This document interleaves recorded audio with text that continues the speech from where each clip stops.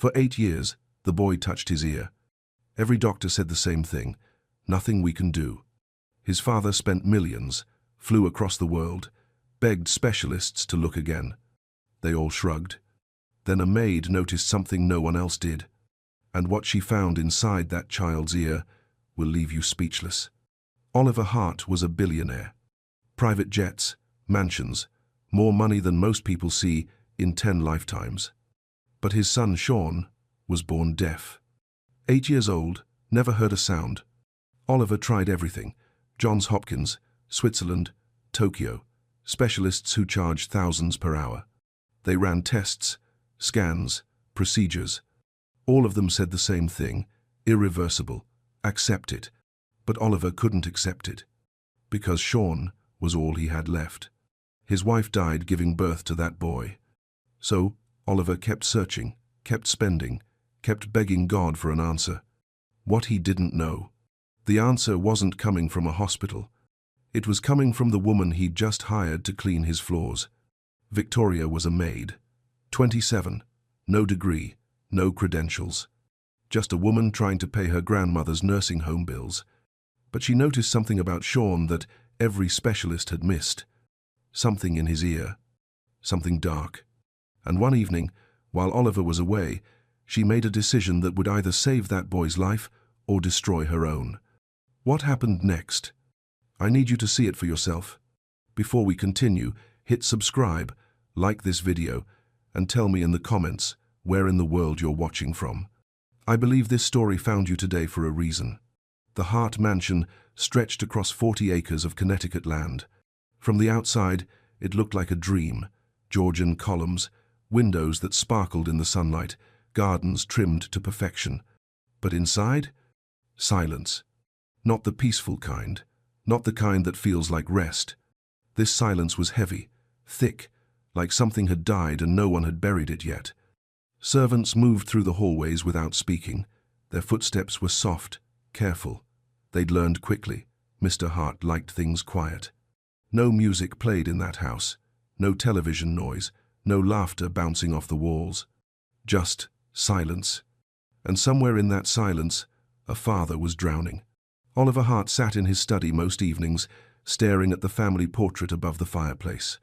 There she was, Catherine, his wife, her smile frozen in oil paint, her eyes still bright, still alive. Next to her, a younger version of himself, looking hopeful, looking whole. And between them, Sean, 3 years old in the portrait, before Oliver understood that his son would never hear his mother's name. Catherine died the day Sean was born. Complications, the doctors called it. Too much bleeding, too little time. Oliver held her hand while the light left her eyes. She'd been trying to say something. Her lips moved, but no sound came out. Just like their son, Oliver never forgave himself. If he'd chosen a different hospital, if he'd demanded better care, if he'd been paying closer attention, maybe she'd still be here. Maybe Sean would be different. The guilt sat on his chest like a stone he couldn't lift. So he did the only thing he knew how to do. He spent money. Millions of dollars, the best specialists on Earth, flights across oceans, hotels that cost more per night than most people earned in a month. Every doctor said the same thing: your son's deafness is congenital. There's nothing we can do. You need to accept this. Accept it? How could he accept that his boy would live in silence forever? How could he accept that Sean would never hear his father say, "I'm sorry your mother isn't here"? So Oliver kept searching, kept writing checks, kept hoping that somewhere out there, someone had the answer. He didn't realize the answer wasn't coming from a specialist. It was coming from someone he'd never think to look at twice. Someone who was about to walk through his front door with nothing but faith in her heart and bills she couldn't pay. Her name was Victoria, and she was about to change everything. Victoria Dyer arrived on a Tuesday morning in October. The sky was grey, the kind of grey that makes everything feel heavier than it should. She stood at the gate of the Hart estate, clutching her bag with both hands, trying to steady her breathing. This was it, her last chance. Back in Newark, her grandmother was lying in a nursing home bed. The bills were piling up on Victoria's kitchen table like a tower she couldn't stop from growing. 3 months behind. That's what the letter said. If she didn't pay, they'd transfer her grandmother to a state facility, the kind of place where people were forgotten, where no one held your hand, where you became a number instead of a name. Victoria couldn't let that happen. Her grandmother had raised her, took her in after her parents died in a car accident when Victoria was 11, fed her when there was nothing in the fridge, prayed over her when life felt impossible. That woman deserved better than a cold room and strangers who didn't care. So Victoria took this job. Maid at a billionaire's mansion. She didn't care about the fancy address, didn't care about the wealthy family. She just needed the paycheck. The head housekeeper, Mrs. Patterson, met her at the door.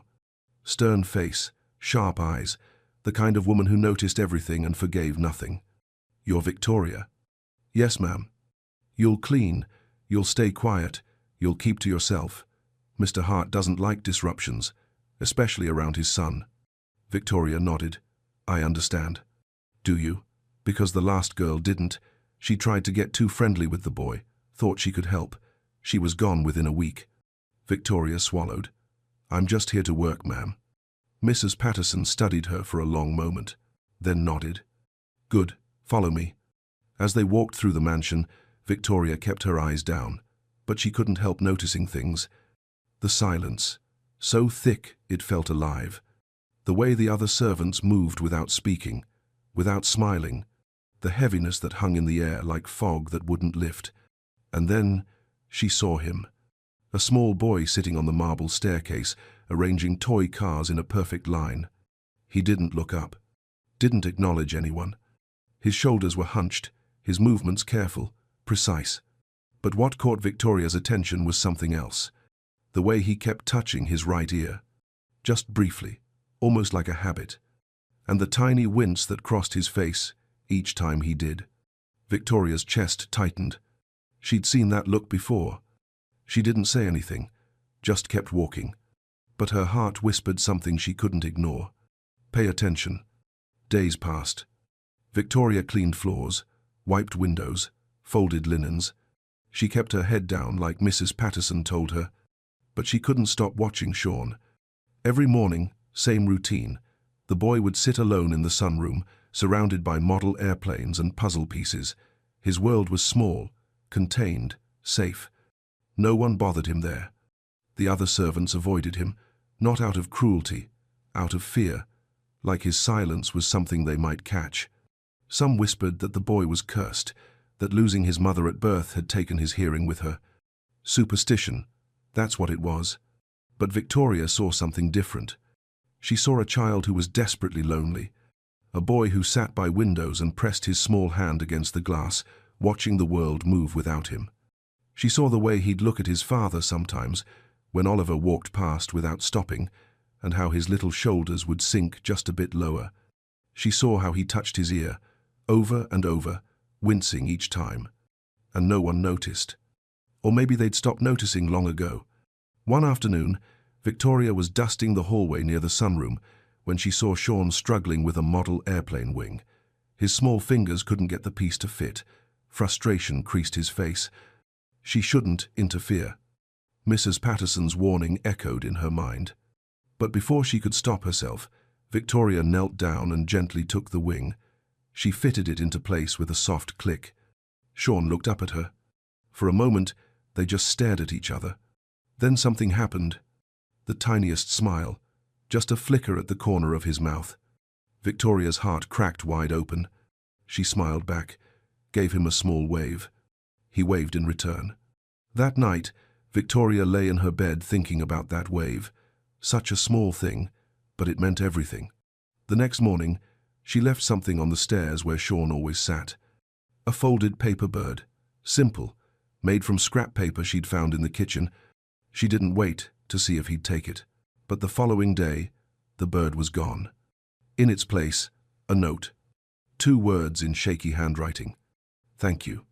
Victoria pressed that note to her chest and closed her eyes. She whispered into the quiet, "Lord, let me help this child. Show me how." She didn't know it yet, but God was already answering. And the answer would cost her everything she had. Over the next few weeks, something shifted. Victoria and Sean developed their own language. Small things, secret things. She'd leave him candy wrapped in gold foil. He'd leave her drawings of airplanes. She learned his signs, not the formal ones his tutors taught, but the personal ones he'd made up himself. The way he tapped his chest twice meant he was happy. The way he pointed to the sky meant he was thinking about stars. The way he pressed both palms together meant he felt safe. And slowly, he started using that last sign around her. Safe. Victoria treasured that more than anything. But not everyone was pleased. One evening, Mrs. Patterson cornered her in the kitchen. "I've seen you with the boy." Victoria's stomach dropped. "Ma'am, I don't." Mrs. Patterson's voice was sharp as glass. "I warned you. Mr. Hart has rules. Staff doesn't get close to Sean. I'm not trying to cause trouble. He's just lonely." "That's not your concern." Mrs. Patterson stepped closer. "You're here to clean, not to mother that child, not to fix what can't be fixed." Victoria bit her tongue. Fix what can't be fixed. That's what everyone said. Even here. Even in this house where the boy lived. They'd all given up. "If Mr. Hart finds out you've been interfering, you'll be gone. No references, no second chances." Mrs. Patterson's eyes were cold. Think about that. She walked away, heels clicking against the floor like a countdown. That night, Victoria sat on her bed, staring at the wall. She thought about her grandmother, the bills, the paycheck she desperately needed. She thought about Sean, his lonely eyes, his pain. She thought about the dark thing she'd seen in his ear. Mrs. Patterson's words echoed in her mind. Fix what can't be fixed. But what if it could be fixed? What if everyone was wrong? Victoria picked up her Bible and held it close. "Lord, I don't know what to do. I can't lose this job, but I can't ignore what I'm seeing." She waited in the silence. No answer came. Just the weight of a decision she wasn't ready to make.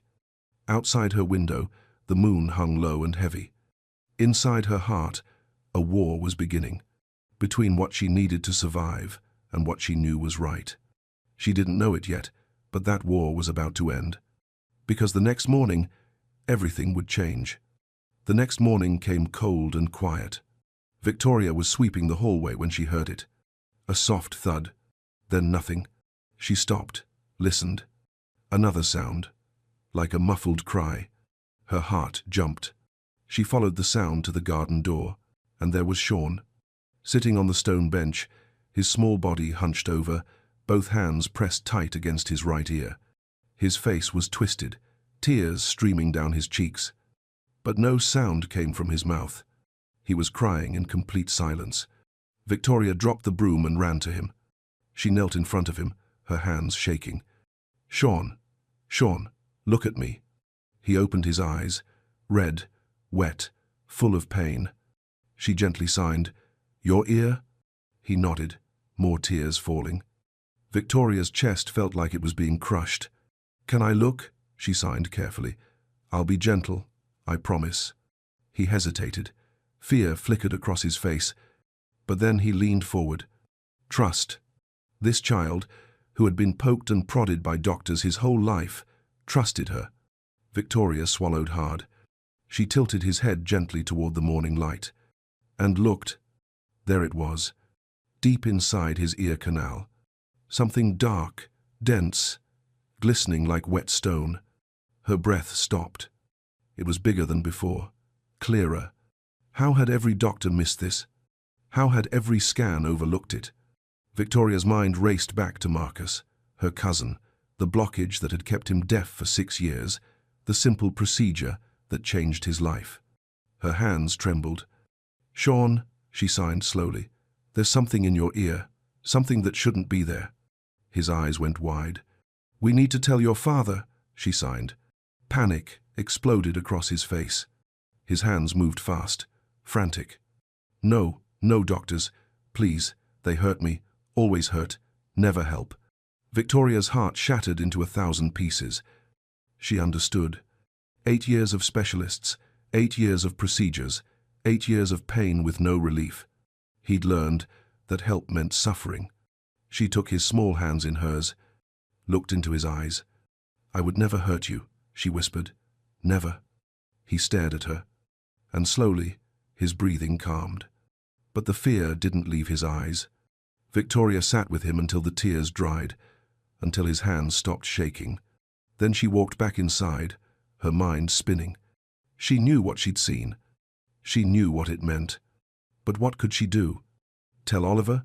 He'd call more specialists, the same ones who'd missed it for years. Do nothing? Watch this child suffer in silence?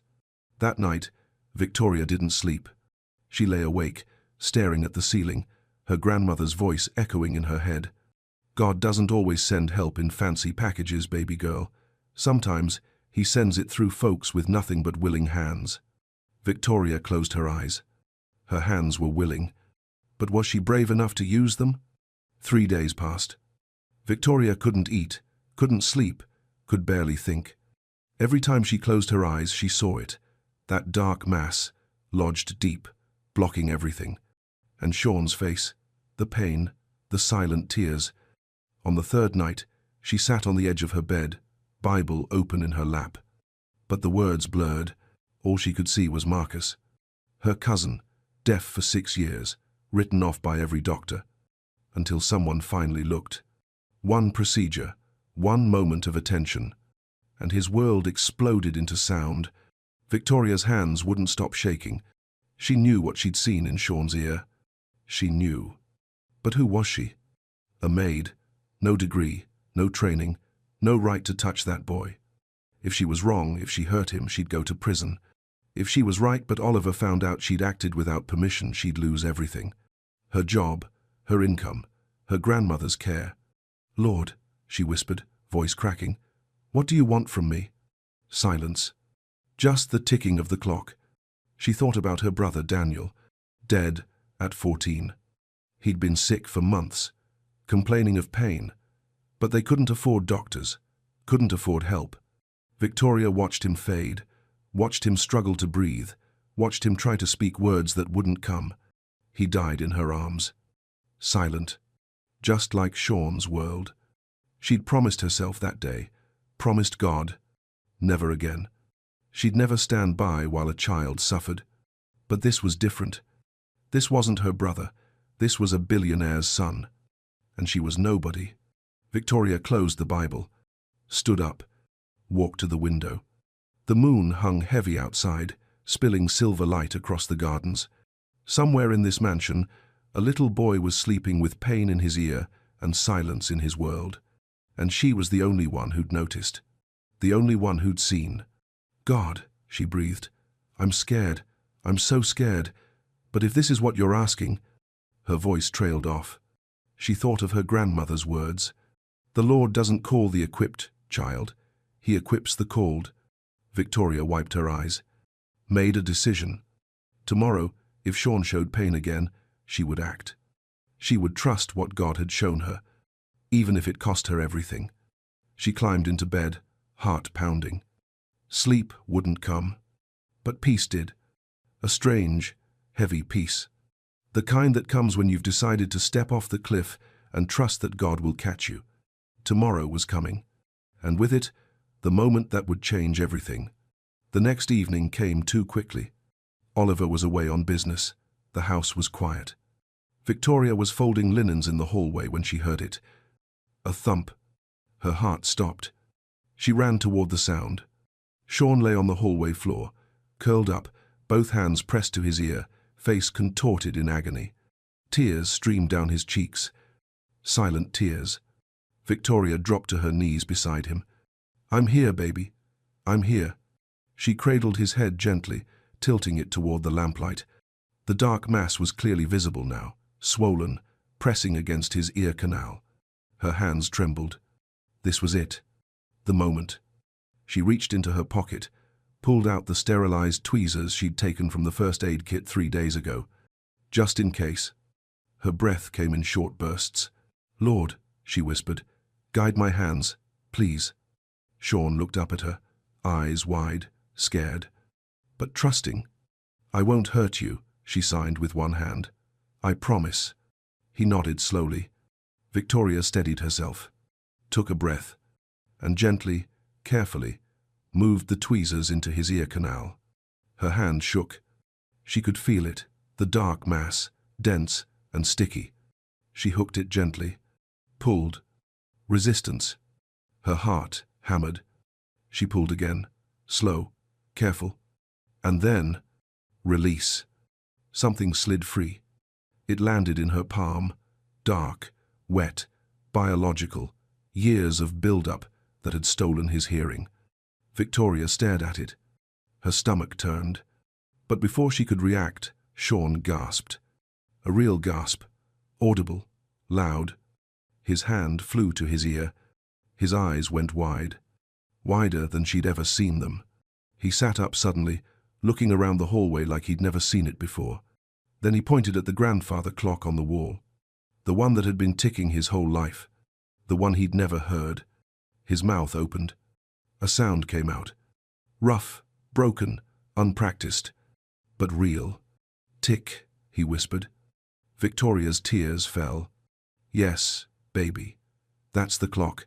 You can hear it. Sean's whole body trembled. He touched his throat, felt the vibration of his own voice. His eyes filled with wonder and fear and something else. Hope. His mouth opened again. One word. The first real word he'd ever spoken. Dad? Victoria sobbed.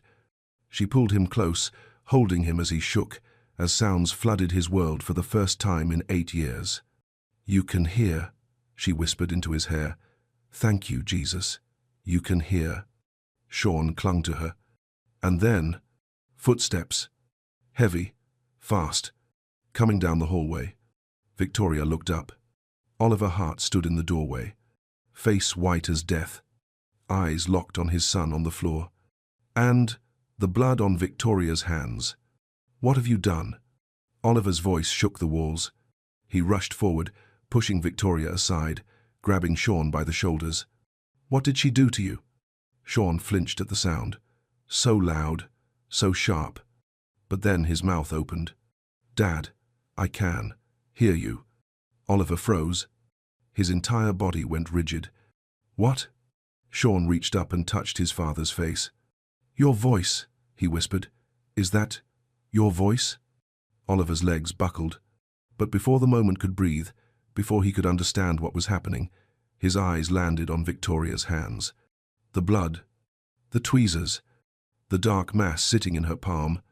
Terror overtook wonder. Security, he bellowed. Now. 2 guards appeared instantly.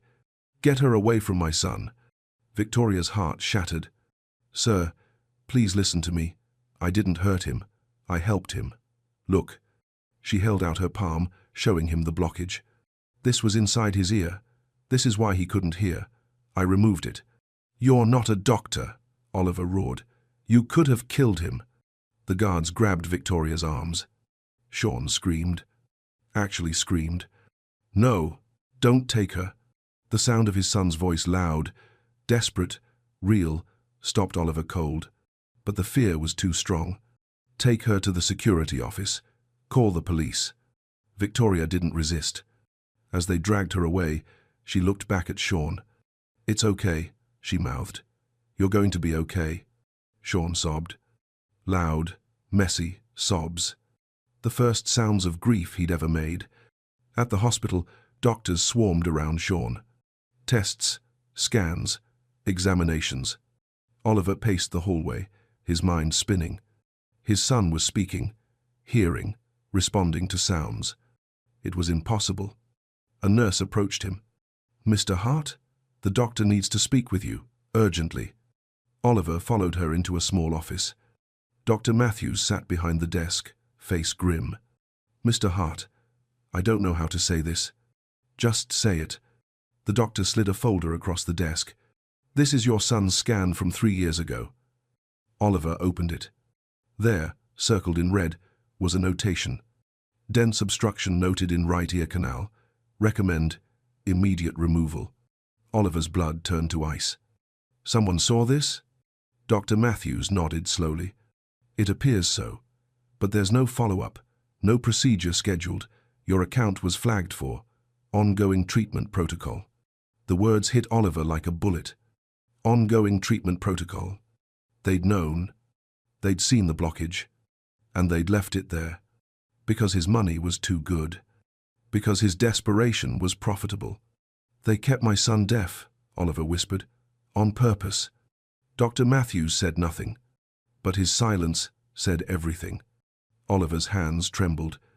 All those years, all those millions, all those specialists shaking their heads.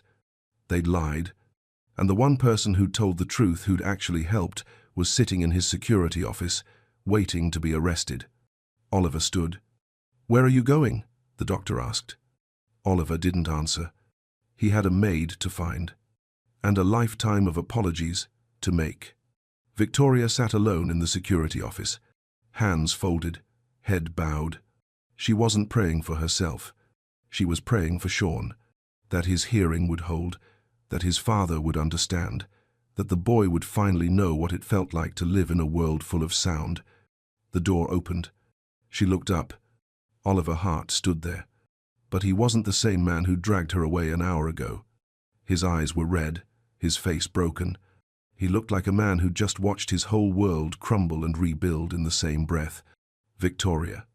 Her name, spoken softly, almost reverently. She stood. "Mr. Hart, I can explain." "Don't." He walked toward her slowly. "Don't explain. Don't apologize. Don't say a word." He stopped in front of her. And this billionaire, this man who controlled empires, fell to his knees. "I'm sorry," he whispered. "I'm so sorry." Victoria's breath caught. "The doctors knew," Oliver said, voice cracking. "They saw the blockage years ago. They left it there because my money was too good to cure." Tears streamed down his face. "I trusted them. I trusted credentials and degrees and expensive hospitals. I threw millions at my son's problem and never once stopped to actually look at him." He looked up at her. "But you did. You saw him. You saw his pain. You paid attention when no one else bothered." Victoria's own tears fell. "I just loved him, sir. That's all."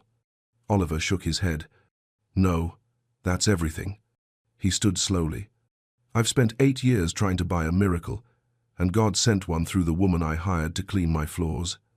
Victoria wiped her eyes. "God uses the willing, Mr. Hart. That's what my grandmother always said." Oliver nodded. She was right. They walked back to Sean's hospital room together. The boy sat on the bed, headphones on, listening to music for the first time. His face was pure wonder. When he saw them, he pulled off the headphones and ran. Straight to Victoria. He wrapped his arms around her waist.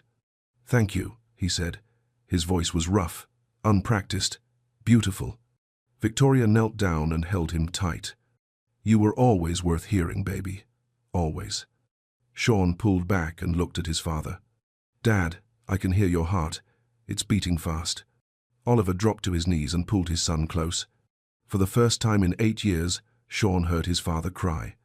And Victoria, standing quietly beside them, finally let herself breathe. God had answered her prayer. Not with money, not with medicine, but with willing hands and a faithful heart. Sometimes that's all a miracle needs.